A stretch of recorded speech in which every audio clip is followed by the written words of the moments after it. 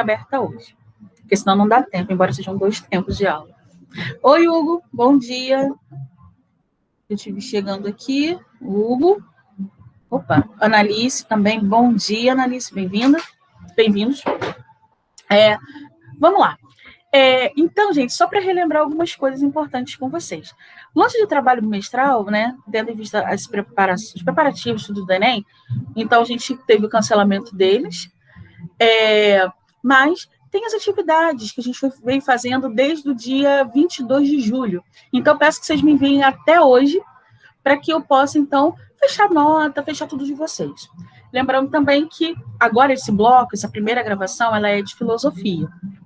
E aí, para ficar registrado, eu preciso, então, que vocês me mandem essas atividades. E ontem, às 7 horas da manhã, foi aberto o horário, né? Foi aberta a avaliação. Lembrando, gente, por favor, para não ter problema de troca de horário, de confusão, já que realmente é muita coisa para internalizar. Ela foi aberta ontem, 7 horas da manhã, mas vai ser encerrada dia 28, próxima segunda-feira, às 22 horas. Ah, beleza, Luciele. Não, quem mandou, no caso, como a Tamília, a Natália, né, que às vezes eu encerro a aula, às vezes nem chega no final da sexta-feira, eu estou recebendo delas. Mas não tem problema. Vocês podem me enviar, mas eu peço que envie até hoje. E eu esqueci quem... Não. No caso, não. Até porque vocês estão em prova, entendeu? Então, não vamos misturar as coisas, que aí vai ficar impossível. Dar conta de atividade e avaliação, tem que estudar. Não. Foca nelas. Peraí, rapidinho, gente. O quê, mãe? R$10,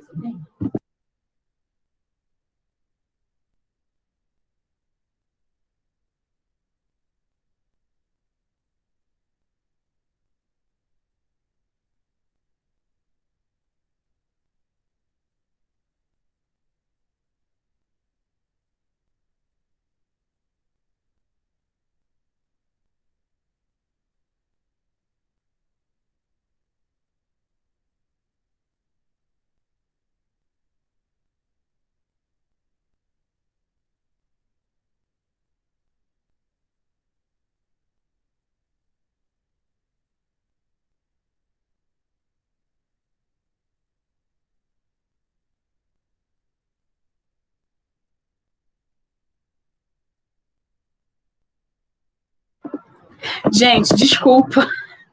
Minha mãe foi atrás do carro do ovo. Estava perguntando se eu tinha dinheiro trocado para dar ela. Perdão. Gente, trabalhar em casa não é isso. Meu Deus do céu, cara, só minha mãe. Então, vamos ver o que ela vai trazer, né? E ela ontem comprou 50 ovos daquele pequenininho. Não sei se ela vai comprar mais ovo, a louca dos ovos. Mas tudo bem. Mas vamos voltar. O que eu estava falando mesmo? Eu me perdi aqui agora. Peraí. A gente estava falando da... Ai, meu Deus. Vamos lá. Das atividades. Então, assim... lembrei, porque a Vitória perguntou, né? Não vou passar nada, óbvio. Não. Até porque tem que focar na avaliação, que é o mais importante agora.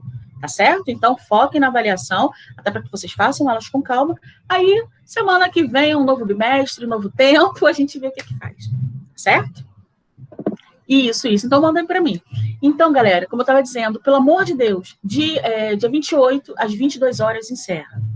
Não confunda. E não deixa para a última hora, até porque são 10 questões de todos os professores. Então, haja avaliação para vocês fazerem. Tá certo? Então, vamos lá, vamos corrigir as nossas atividades. Deixa eu botar aqui na página certinho. Aí, o que eu vou pedir a vocês? Mesmo que seja no chute, mas abram a câmera, não, o microfone, só para a gente poder otimizar o tempo, tá bom? Por favor, porque aí a gente vai mais rápido, né? Peguem a apostila de vocês de filosofia, por favor. Deixa eu só pegar aqui a minha e eu vou falar a paginação para vocês. Só um instantinho que eu já vou botar, porque não deu tempo, menos de 10 minutos para abrir aqui.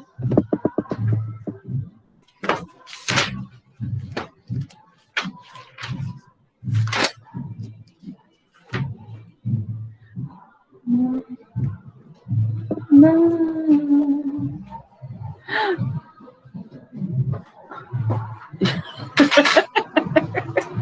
Gente, ela não comprou ovo, mas ela comprou um monte de coisa no carro do ovo. Vai servir nem morango.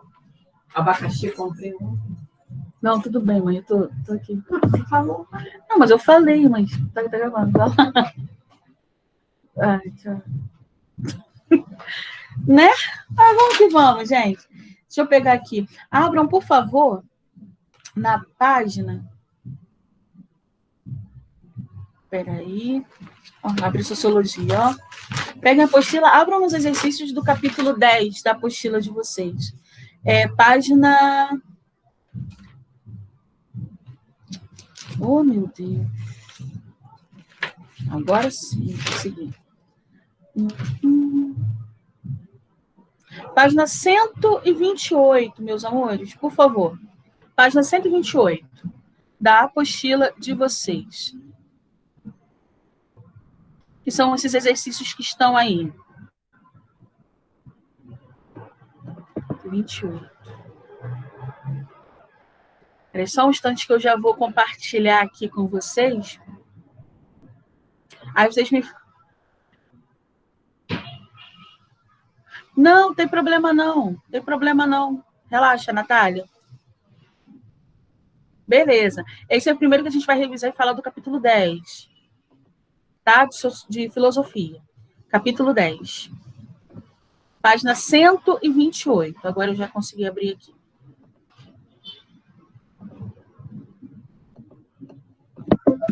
Vocês estão conseguindo visualizar?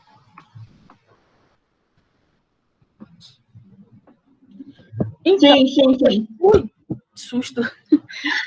Beleza. Hoje o negócio tá bom, né? Hoje a gente tá que tá. Ah, droga. Peraí, deixa eu só tirar aqui de novo, rapidinho.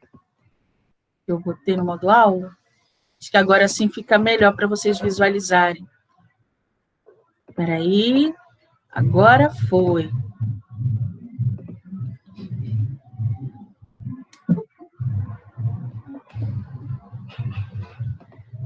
Agora sim, melhorou. Bom dia, Natália. Bom dia, meu amor, bem-vinda. Então, agora a gente está fazendo a correção. Deixei alguns avisozinhos no início, mas é bom para a gente também já aproveita e já pega a apostila de filosofia, página 128, capítulo 10, que a gente vai revisar agora. Então, rapidinho, relembrando, galera, o capítulo 10, ele vai continuar falando dos contratualistas, tanto que a gente citou alguns autores, a forma na qual cada um sugere que haja, no final, o quê? Um contrato. Tipo um contrato mesmo, um acordo entre aquele que governa, né, ou seja, aquele que está nessa liderança administrativa da nação e o povo.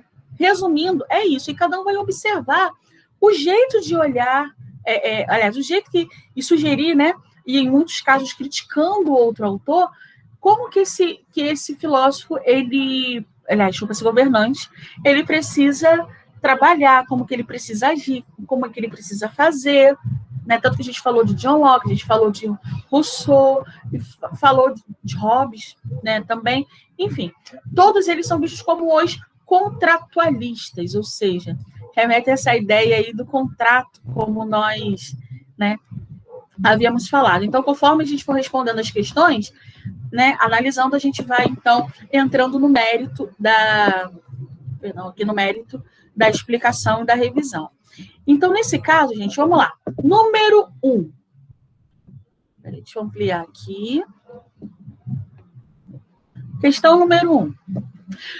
Leia o texto a seguir. Locke divide o poder do governo em 3 poderes, cada um dos quais origina um ramo de governo. O poder legislativo, que é o fundamental, o executivo, na qual é incluído o judiciário, e o federativo, que é o poder de declarar guerra, concentrar a paz e estabelecer alianças com outras comunidades. Enquanto o governo continuar sendo expressão da vontade livre dos membros da sociedade, a rebelião não é permitida. É injusta a rebelião contra o governo legal. Mas a rebelião é aceita por Locke no caso da dissolução da sociedade e quando o governo deixa de cumprir sua função e se transforma em uma tirania. Então, mediante a esses aspectos, quais são as afirmativas corretas? Olha lá. Primeiro, a afirmativa 1. O direito de rebelião é um direito natural e legítimo de todo cidadão sob a vigência da legalidade. 2. O Estado deve cuidar do bem-estar material dos cidadãos sem tomar partido em questões de matéria religiosa. 3. O Poder Legislativo ocupa papel preponderante. 4. Na estrutura de poder, dentro de certos limites, o Estado tem o poder de fazer as leis e obrigar que sejam cumpridas. Então, mediante essas afirmativas, qual é a alternativa correta? O que vocês marcaram aí para mim? Coloca rapidinho, por favor.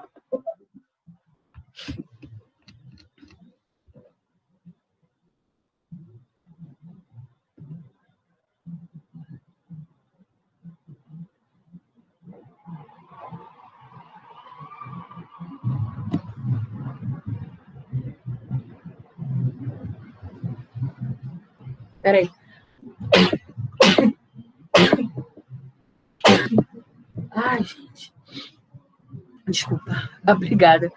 A seca é um problema. Obrigada. Então, assim, Vitória, você marcou, né, mesmo não se recordando, você marcou a letra E. Nesse caso, a letra E, de fato, ela está correta, porque a letra E afirma que apenas coloca que apenas as afirmativas 2, 3 e 4 são vistas como válidas. Pelo seguinte, elas são corretas porque o governo, nesse caso, deve zelar pelo direito dos indivíduos à propriedade. O Poder Legislativo é central na sociedade política por conta da criação das leis e, automaticamente, a aplicação de sanções quando não há o cumprimento delas. E, por fim, o Estado deve elaborar leis e exigir seu cumprimento, que aí, nesse caso, partindo desse comum acordo a todos, desde que não se volte contra os direitos individuais, né? Ou seja, um acordo.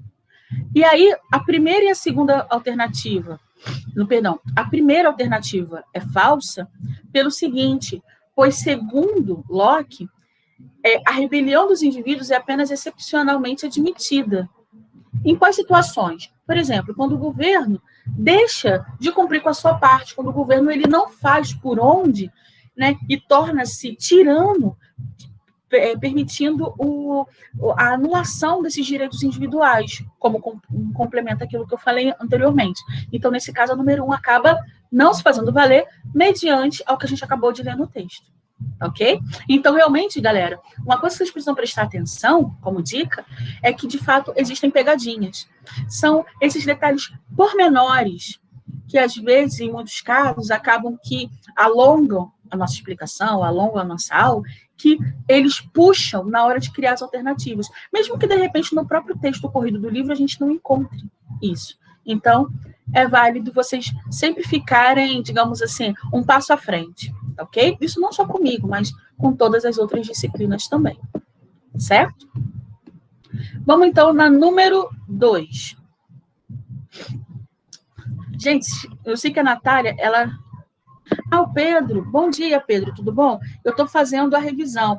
Então, você abre seu livro na página 129 agora. Tá certo? Do capítulo 10 de filosofia, que a gente está corrigindo e revisando. Tá bom? Número 2. Calma aí. Leia o texto a seguir. Hobbes não viu que a mesma causa que impede os selvagens de usarem sua razão como o pretendem os nossos jurisconsultos, impede-os também de abusar das suas faculdades, como ele próprio pretende, de sorte que se poderia dizer que os selvagens não são maus, precisamente, porque não sabem o que é ser bom. Aqui, esse é um ponto que ele está trabalhando um pouco com a ideia do bom selvagem. Lembra disso? Hobbes está trabalhando com essa ideia do selvagem, ou seja, daquela pessoa. Quando a gente fala do selvagem... Peraí, rapidinho. Oi, Fabiola. Não, Pedro. É filosofia. Agora a gente está no bloco de filosofia. Oi, Fabiola, bom dia. Abre aí a apostila na página 128, apostila de filosofia. 128 não, agora 129 no caso, tá bom? Então, Hobbes, ele está trabalhando com a ideia do bom selvagem, aliás, do bom selvagem não, mas do selvagem, o chamado, em outras palavras, estado de natureza, que é quando a gente, só para lembrar, é quando a gente vive uma realidade em que os nossos instintos falam o quê? Mais alto. Os nossos instintos, eles gritam de uma tal forma que a gente não consegue viver na plena racionalidade e, assim, cumprir, né, com aspectos próprios de acolhimento da civilização, ou seja, do viver em sociedade, do estar em sociedade. E aí alguns autores acabam sugerindo que você tenha um companheiro, né, uma pessoa que possa se responsabilizar por você para conduzir aí o pensamento. Então, é um pouco dessa questão. Daí, como opções trabalhadas por Locke, então, por essas questões trabalhadas por Locke, nesse caso, ele vai perguntar o seguinte: a partir disso, julgue verdadeiro ou falso e dê a soma dos itens corretos. Né? Na verdade, nessa questão, eles estão misturando algumas apresentações feitas por alguns autores. Outra pegadinha, atenção. A opção 1. Jean-Jacques Rousseau aplica à política o princípio ontológico aristotélico, segundo o qual o homem é uma criatura criada por Deus. 2. As concepções diferentes de Thomas Hobbes e Jean-Jacques Rousseau têm sobre a natureza humana os levam a divergir sobre a forma de organização que deve fundamentar a sociedade civil. 4. De acordo com Rousseau, os dois motivos de o homem não ser mal no estado de natureza, em primeiro lugar, sendo isolado e não tendo as paixões do homem civil. O homem natural não ataca, não se vinga, não mata. Além disso, há no homem natural o sentimento de piedade. 8. Para Rousseau, o homem torna-se o lobo do homem quando, ao afastar-se do estado de natureza, ele se perverte. 16. Segundo Hobbes, os homens tendem sempre para a guerra, pois se dois homens desejam a mesma coisa ao mesmo tempo, e esta é impossível de ser obtida por ambos, eles se tornam inimigos. E aí, galera, qual a opção, ou melhor, quais as opções vocês marcaram? E, principalmente, se vocês puderem, qual a soma? O que vocês colocaram aí como opções?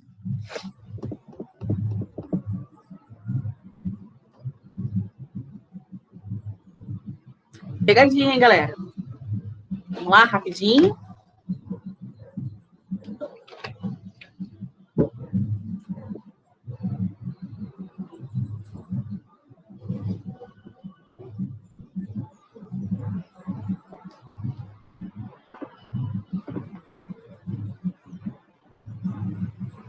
Não, sem problemas. Vamos lá, então vamos entender como é que funciona isso. Então, no caso, a gente vai marcando aí. A princípio, a número 1, ela se torna falsa, porque em nenhum momento nos escritos de Rousseau, o que se tem registro, ele aplica o princípio aristotélico à política. E ainda, a ontologia aristotélica não concebe o ser humano como criação de Deus. Então, a gente tem duas coisas falsas aí. Ok? Até porque na época de Aristóteles ainda não se tinha essa questão de Deus, né, de uma religião única. Lembra? Ela ainda era mitologia, então se a gente puxar um pouco da história, a gente vê que o próprio contexto dele já retrata isso. A segunda opção, ela se torna assertiva, ela se torna correta, verdadeira, porque as concepções políticas de Hobbes e de Rousseau procedem, respectivamente, de suas conceituações acerca da natureza humana, né? Cada um apontando sobre o que ser homem bom, mal, enfim, como tratar, como a gente falou nas aulas anteriores. Aí, nesse caso, não tem jeito, meus amores, vocês precisam rever as aulas relacionadas ao capítulo, a aula relacionada ao capítulo 10, tá bom? A questão 4, ela também se torna correta, porque para Rousseau, o ser humano em condição de natureza, move-se pelo amor de si e pela comiseração, ou seja, de si e por todo o contexto na qual ele vive. Tanto que ele não é, como é falado, né, ele não é capaz de atacar, ele não se corrompe, desde que ele fique longe, né, desse homem urbano, desse homem social, né? Se ele ficar afastado, ele não vai ter acesso a essas paixões, ele não vai aprender o que é cólera, o que é a ira, o que é o desejo da vingança, o prazer que o homem sente em matar outro homem, ou seja, o outro ser da mesma espécie. Então, ele vai trabalhar um pouco essa questão. Então, ela acaba se tornando correta. E a 16 também, a 16 não, desculpa, a 8, ela também é correta, porque Rousseau vai entender que a humanidade se perverte com a vida civilizada. Simples assim, que foi aquilo que a gente conversou sobre a opção 4. A 16 também, como eu falei, ela é correta porque expressa adequadamente o conceito de Hobbes sobre a natureza humana, né? Sobre essa questão da posse e tudo mais. Então, quais são as opções? 2, 4, 8, 16, com a soma totalizando 30. Tá certo? Agora nós temos uma questão, basicamente aí do Enem, para a gente poder analisar. Olha aqui. Leia o texto a seguir. Gente, se eu estiver fazendo a revisão, explicando muito rápido, vocês não conseguirem entender, pode me interromper. Aí quem estiver com o microfone aberto, essa facilidade, me chama, não tem problema não.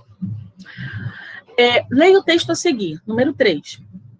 O primeiro poder, ou seja, aquele de fazer o que julga conveniente para a sua própria preservação e a do resto da humanidade, ele deixa a cargo da sociedade, para que ela regulamente, através das leis, na medida que isso se faça necessário para a sua preservação e a do restante daquela sociedade. Estas leis da sociedade, em muitos pontos, restringem a liberdade que ele possuía pela lei da natureza. Esse aí é um pedacinho do John Locke, né? Segundo o Tratado sobre o Governo Civil. Esse texto de John Locke refere-se diretamente ao fato de que, para esse filósofo, letra A sociedade política retira dos indivíduos a possibilidade de punir aqueles que transgridem as leis naturais. B, a ciência política institui o Estado como o poder absoluto para inibir a disposição natural de todos para a guerra.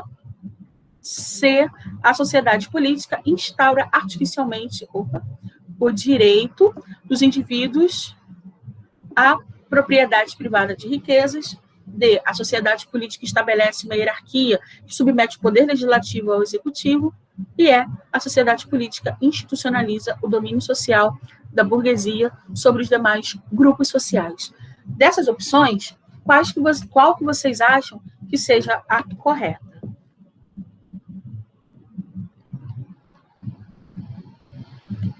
Mesmo que no chute. Letra A. Peraí. Deixa eu voltar aqui a letra A. Opa. Peraí.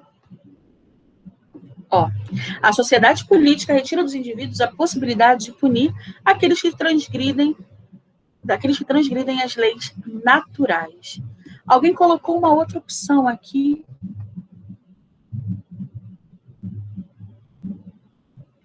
Então, a Bia perguntou a letra E. Então, a letra E é... Opa, calma aí. A sociedade política institucionaliza o domínio social da burguesia sobre os demais grupos sociais.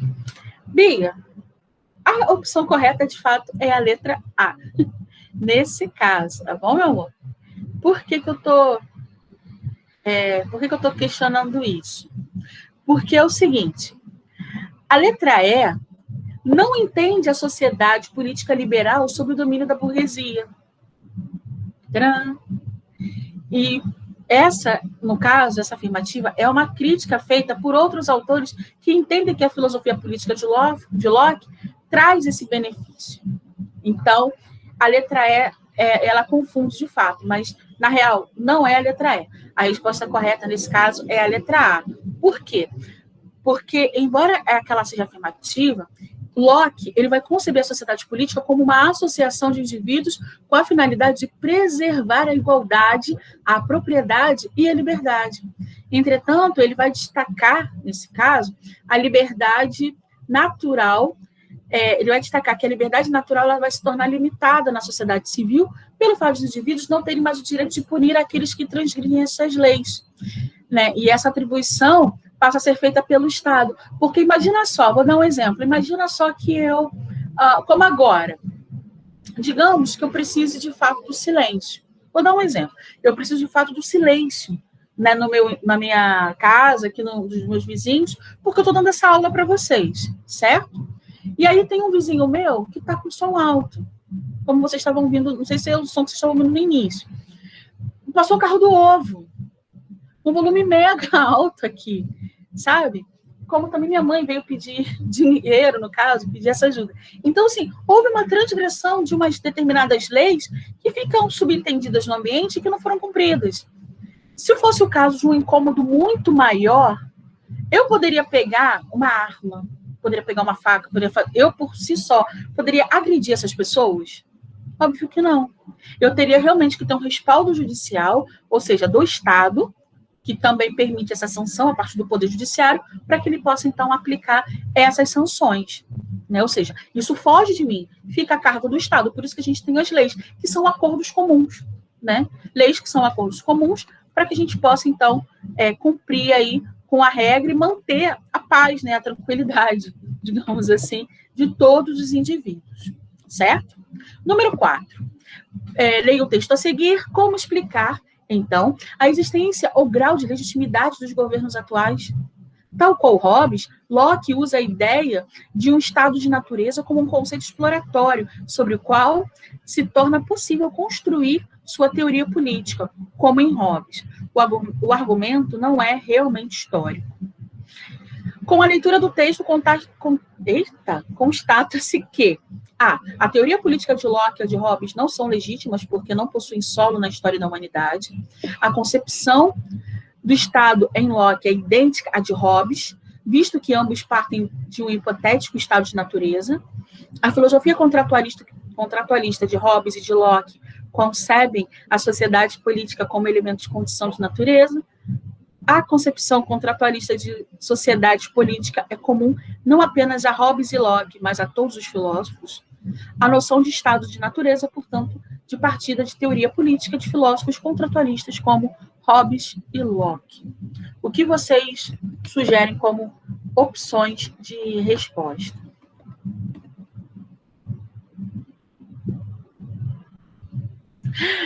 Natália, às vezes dá vontade, sim. Mas, infelizmente, a gente não pode, né?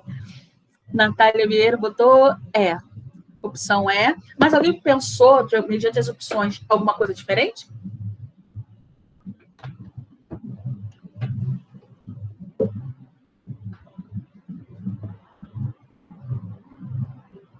Acho que não. Então, vamos lá, por causa do horário. Então, nesse caso, a sua opção, Natália, de fato está correta, é a letra E, que é a noção do estado de natureza é ponto de partida para a teoria política dos filósofos contratualistas, como Hobbes e Locke. Por quê? Nesse caso, as teorias políticas de Locke e Hobbes, elas têm em comum o fato de que partem de uma concepção filosófica de natureza humana, ou que a gente também pode dizer que é a condição humana. De condição de natureza, melhor dizendo.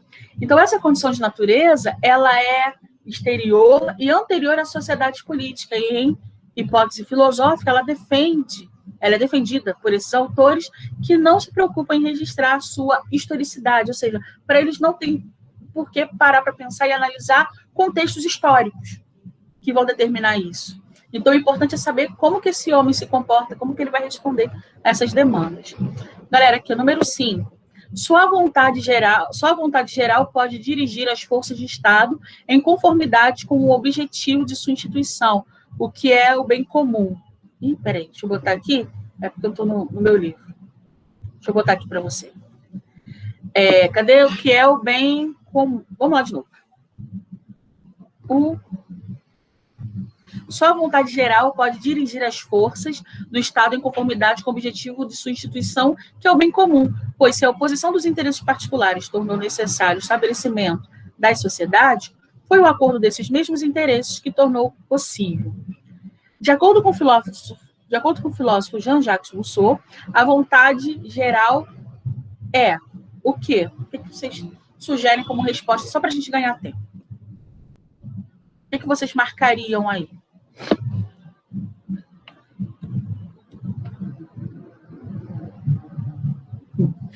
Bia, é tenso. E aí, quais opções vocês marcam? Eu só não vou ler para a gente poder ganhar tempo. Letra A, Vitória. Alguém marcou algo diferente da letra A?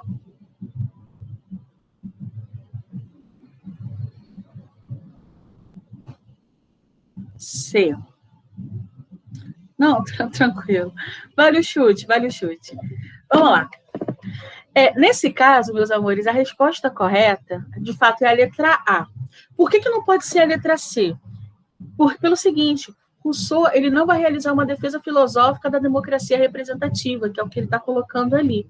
Mas a letra A, ela vai trabalhar com a ideia do conceito de vontade geral, que em Rousseau vai fundamentar na comisseração, na característica da natureza humana, no sentido natural. E segundo ele, gente, o pertencimento à humanidade, ou em uma expressão assim, de tipo eu comum da humanidade, ele vai querer dizer que cadê? Agora eu estou olhando aqui o texto e a explicação que ela deu está mega difícil. Então, o que ele vai querer dizer? Que esse eu comum, a fundamento da vida política civilizada, estabelece um contrato social que coloca em primeiro plano os interesses comuns do cidadão. Ou seja, eu estou aqui na sociedade, né? Sei, fui ver a explicação do livro, me ferrei agora. Então, eu estou aqui dentro da sociedade, certo? Então, para que eu possa agora estar inserida nela, aceita, e vivendo em sociedade, eu preciso, então, criar, né, leis e regras, ou seja, padrões que vão além da minha vontade, daquilo que eu quero para mim, sabe? Eu preciso abrir mão dos meus interesses para quê? Para compartilhar junto com todos, né, esses interesses e de modo que eu consiga viver bem em sociedade. Todos nós possamos viver bem na sociedade. O que ele está querendo dizer é isso. Tanto que ele bota a fonte do legítimo contrato social instituindo um corpo moral coletivo. Certo? Então, é mais ou menos isso. Ou seja, pensar sempre com a coletividade, cada um abrindo mão dos seus interesses pelo bem geral. É isso. Vamos lá agora, gente, por favor, para a página 140. Página 140 agora, para a gente poder fazer essa revisão agora do capítulo 11, que também é o capítulo que está sendo cobrado na nossa prova, onde ele vai falar que praticamente todos os autores vão pensar agora nessa construção de sociedade de acordo com as ideias, a onda iluminista, que, como a gente falou, ela vai trazer uma movimentação histórica muito forte, que a gente conversou, e aí eu peço que vocês revejam a aula do dia, inclusive até semana passada, que nós falamos sobre o capítulo 11. Então, todos os filósofos, eles vão trabalhar muito com essa concepção e com essa ideia de que agora a gente tem que ser, de fato, racional, a gente precisa agora desenvolver ciências, a gente agora tem uma economia que precisa da nossa ajuda para ser bem conduzida e bem organizada, né? Para que todos possamos viver bem e sairmos desse jugo intelectual, econômico e principalmente político dos monarcas déspotas, dos monarcas absolutistas, que faziam a sua vontade acima, né, usando até da tirania, mas acima da vontade do todo, fazendo com que as pessoas não conseguissem, de fato, viver bem, viverem tranquilos, né? Então, a questão número 1 da página 140, que envolve essa análise do capítulo 11, vai nos falar o seguinte. Número 1, leia o texto a seguir. Desde sempre, o iluminismo, no sentido mais abrangente de um pensar que faz progressos, perseguiu o objetivo de livrar os homens do medo e de fazer deles senhores, mas completamente iluminada. A terra resplandece sob o signo do infortúnio triunfal.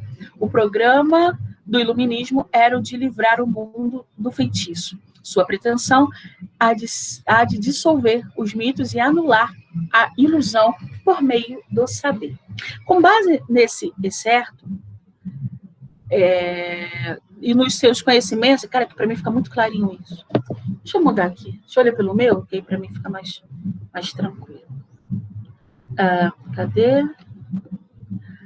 Com base nesse excerto e nos seus conhecimentos sobre iluminismo, julgue verdadeiro ou falso e dê a soma dos itens corretos. Então, dentre essas opções que são apresentadas para a gente na número 1, eu só vou adiantar por causa do horário, que a gente ainda tem sociologia para ver. Então, olha só, a opção número 1, ela torna-se correta, porque para a perspectiva iluminista, o medo decorre da ignorância.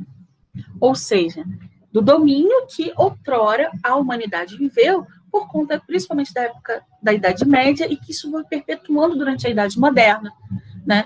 Por conta, claro, nós tivemos aí transformações importantíssimas na história, mas ainda assim, o grosso da população não viveu plenamente esse tipo de conhecimento, certo? Assim, de busca por esse conhecimento, de análise, mas claro que teve, mas foi muito devagarzinho. Então, por conta disso, o medo é a principal porta e a ignorância é a principal porta para o controle social, o controle da mentalidade.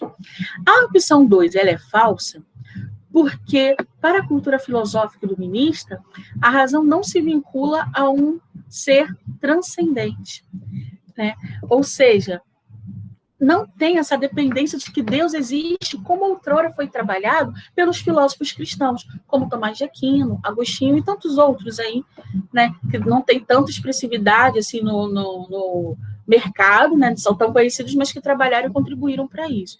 E, de certo modo, contribuem até hoje. Então, eles não... você não tem por que pensar em Deus como fonte ali, sabe? Como ser supremo que vai criar as coisas. Não.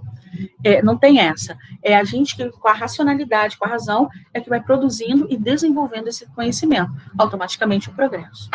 A 4 também é correta, porque a filosofia iluminista investe na capacidade emancipadora da razão, com a qual acreditam que os seres humanos têm de adquirir autonomia. Ou seja, como eu acabei de falar, a racionalidade ajudando, e aí você vai se desenvolvendo e não vai se deixando prender por essas amarras da ignorância e do medo. A 8 é correta também, pois o iluminismo tende ao empirismo e rejeita o misticismo e o dogmatismo. Ou seja, não tem um dogma, uma verdade absoluta regendo uma ideia, e muito menos concepções aí, sabe, religiosas, entrando, tipo a fé, que vai entrar nesse caso aí com esse conceito. A fé sendo trabalhada e pensada. Nesse caso, não. E a 16 também, porque ressalta a convicção iluminista de que os seres humanos caminham para a sua maioridade mediante o uso da razão. Então, essa ideia do progresso, tudo envolvendo o quê? A racionalidade pura. A racionalidade isenta de toda e qualquer influência religiosa, sentimental, empírica. Embora a gente saiba que tenha alguns autores que vão trabalhar com essa ideia do empírico, das sensações, né? E aí, na soma vai dar 29, e quais são as corretas? A 1, a 4, a 8 e a 16, ok? A número 2, de acordo... Opa, peraí. Vamos lá. De acordo com o filósofo iluminista Montesquieu, no livro clássico Espírito das Leis, quando as mesmas pessoas concentram o direito de legislar, de executar, de julgar, instaura-se o despotismo, pois, para que os cidadãos sejam livres, o abuso de poder é preciso que o poder freie o poder. Ou seja, esse poder da nação, né? Do povo. É porque as pessoas foram cerceadas da consciência do poder enquanto sociedade, enquanto nação elas têm. Porque se elas tivessem essa consciência, de fato, não só aqui no Brasil, mas principalmente aqui, como vários lugares do mundo, nós não teríamos a economia do jeito que está, a sociedade do jeito que está, dentro desse contexto. E aí identifica a semelhança que melhor resume esse pensamento de Montesquieu, né? Dentre essas respostas, deixa eu botar aqui para vocês. Dentre essas respostas, qual é, rapidinho aí, a afirmativa correta que vocês marcaram?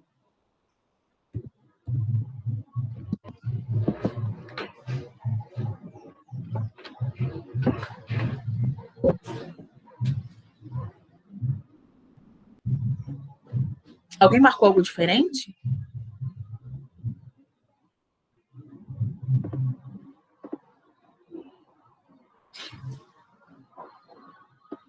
Beleza.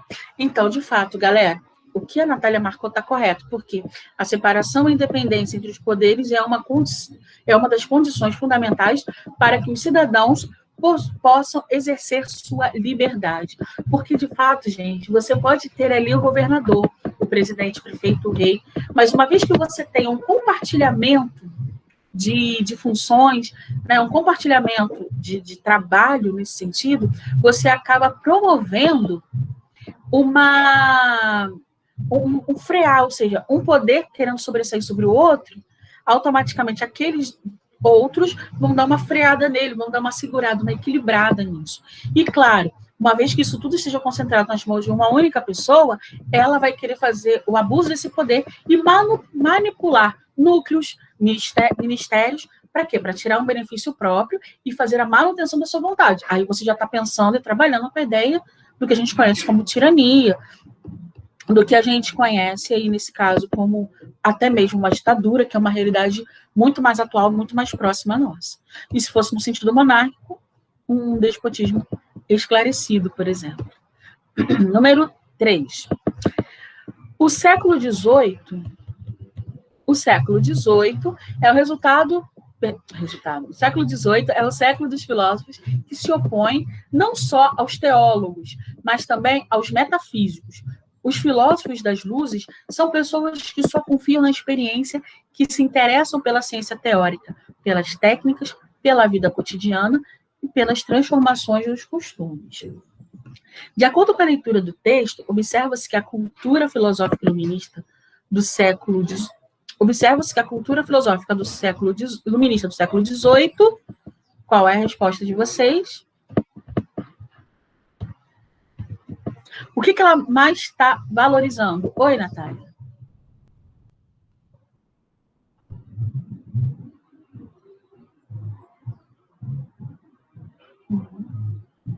É porque, de certo modo, eu deixo para comentar com vocês no momento de revisão, para a gente analisar. Entendeu? Porque eu tenho os comentários por conta do meu material. Entendeu? Mas posso mandar, não tem problema. Mas é porque eu deixo mais para a gente poder comentar nas correções. E aí, galera, o que vocês marcaram? Para a gente poder concluir a parte de filosofia.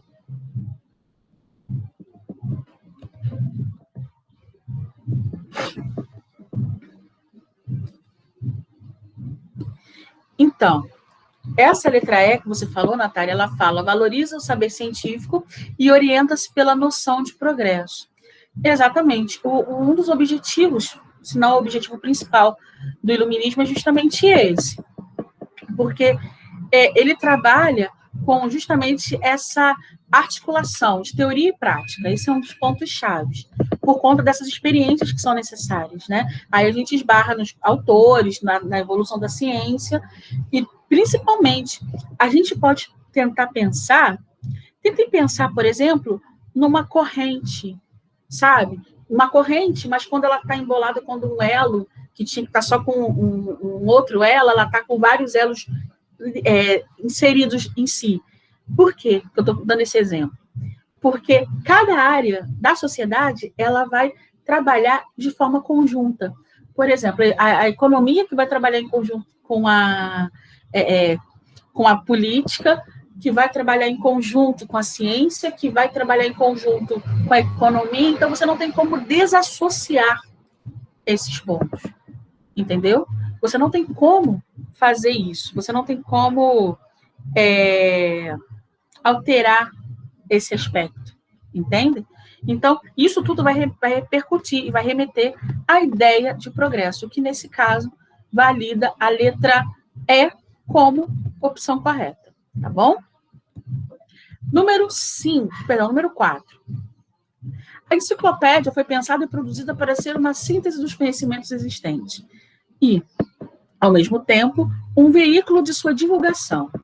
Trata-se de proceder ao inventário crítico rigoroso, expurgados de superstições, mentiras e outras imposições típicas da autoridade, típicas desse processo, né, gente, de manipulação ideológica. E aí, com isso, a leitura desse trecho sobre a enciclopédia dos iluministas nos permite identificar qual opção.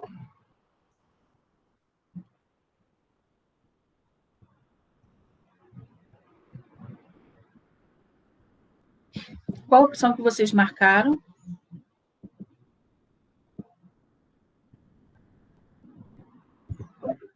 Peraí, letra E. Esse negocinho aqui na minha tela. Então, letra E. Nesse caso, gente, a afirmativa correta também é a letra E, pelo seguinte. Ela foi elaborada pelos filósofos porque foi uma ilustração, nesse caso, desse movimento filosófico iluminista. E, ao mesmo tempo, ela renuncia à pretensão desses conhecimentos metafísicos, dessa ideia de você estar querendo manipular o conhecimento, né, de forma a fazer a pessoa tirar o foco daquilo que realmente precisa ser passado, né, dos fenômenos reais que a gente tem quanto vida natural, vida social, né, desenvolvimento histórico, produção.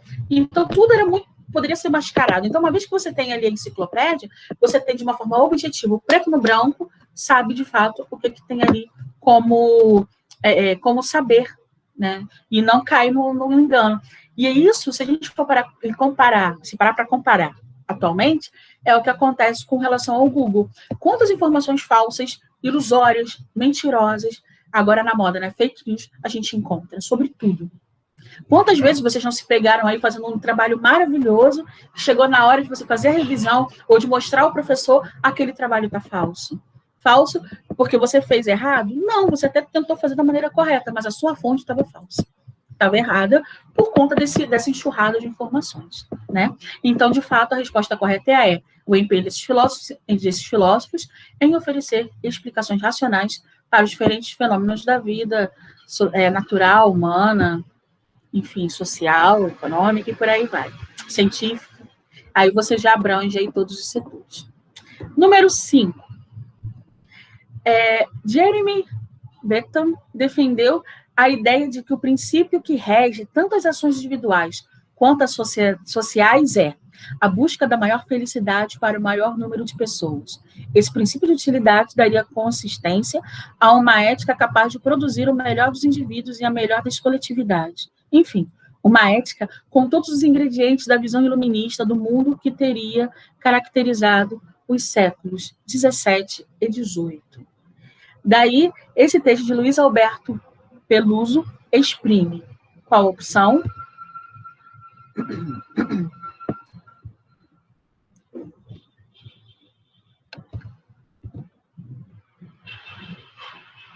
A ideia do utilitarismo, Natália, é aquela concepção de que é aquilo que você está utilizando, como o próprio conceito diz. Aí a gente aplica isso à questão de ética. De você ter o quê? Aplicar a ética, a moral, dentro da área que você está exercendo aquele trabalho, aquela função. Vou dar um exemplo para vocês. Não sei se vocês viram essa novela que estava reprisando 9 horas da noite que passou, daquela médica que manipulava a questão da reprodução humana. Lembra disso? Quando você trabalha com a ética, automaticamente você precisa o quê? Não divulgar dados, manter-se imparcial, não colocar a sua opinião, não transgredir as leis que regem aquele contexto. Então, quando ela contou para a secretária, na época, né, que gerou essa confusão toda, que ela tinha manipulado justamente o óvulo da ex-cunhada com o sêmen do irmão e fez a fecundação e que colocou lá, gerou essa confusão. Ali não teve a ética, sabe? Essa ética utilitarista, essa ética dos bons costumes, daquilo que você faz no dia a dia, entendeu? Então, a ética utilitarista é aquilo que você usa, que você aplica nas suas atividades, no seu bom senso, das atividades que você faz. Tipo, passar dados. Vou dar um exemplo no meu caso. Digamos que, sei lá, um exemplo. A Natália, vou pegar você, Natália, que perguntou. A Natália, ela tirou um 2. Aí ela veio e me contou que naquele dia da prova ela estava muito mal, tirou um 2. Ela, confiando em mim, relatou toda a sua história, toda a sua vida. Aí eu peguei, vamos dar um exemplo, peguei a nossa conversa, um exemplo, no WhatsApp, joguei na rede. Ela veio falar comigo pela confiança e por me ver como a professora dela, e por isso ela me contou. eu peguei simplesmente dados e informações daqui que a gente está conversando e joguei nas minhas redes sociais.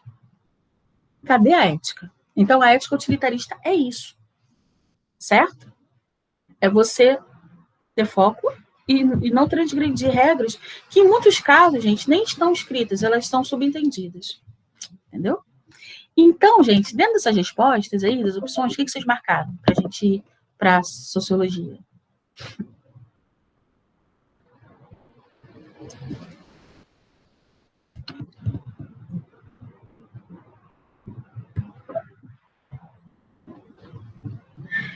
Então, nesse contexto, gente, tem gente que marcou a letra A, sim, Natália e Camila sugeriram a letra A como resposta. Letra A, complementaridade do utilitarismo com as demais teorias éticas iluministas.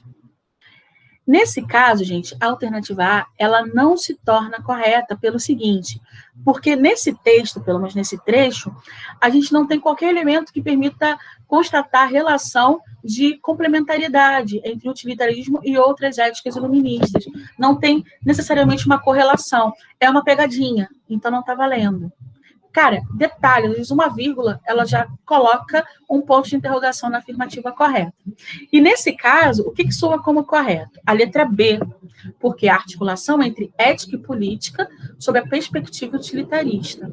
Qual a postura ética de um político nesse caso? É o quê? Ele é governar, cumprindo com seu papel, sem que ele transgrida leis e regras que, inclusive, são pré-estabelecidas, mas de uma maneira, assim, subjetiva, tipo, cumprir os horários, cumprir com as atividades, não entrar em rachadinha, não entrar em acordos políticos. Deu para entender? Então, isso é trabalho ético, né? De você conseguir fazer e criar um equilíbrio. A partir do momento que um dia a gente votar num candidato, em qualquer esfera, e esse cara conseguir cumprir com as suas responsabilidades e obrigações, automaticamente a gente vai ter um equilíbrio e um bom desenvolvimento econômico, social e científico da nossa sociedade. E aí, nesse caso, a letra B se torna correta porque, ao observar o alcance coletivo da proposta da moral utilitarista, ressalta a dimensão política dessa teoria ética. Ou seja, o cara trabalhar certinho, trabalhar de forma correta. Então, gente... Então, a hashtag é um sonho, tá, Miri? Que eu acho que esse é em relação ao político, né? Então, meus amores, eu vou fazer o seguinte, eu vou só encerrar esse momento agora de filosofia para a gente fazer sociologia, tá bom? Então, gente, bons estudos. Não se esqueçam do horário de encerramento da avaliação de sociologia, que começou ontem às 7 horas e vai até segunda-feira às 22 horas. Cuidado com o horário, tá bom? Porque depois não vai ter como enviar de novo. Um grande beijo, bom fim de semana e bons estudos. Tchau, tchau.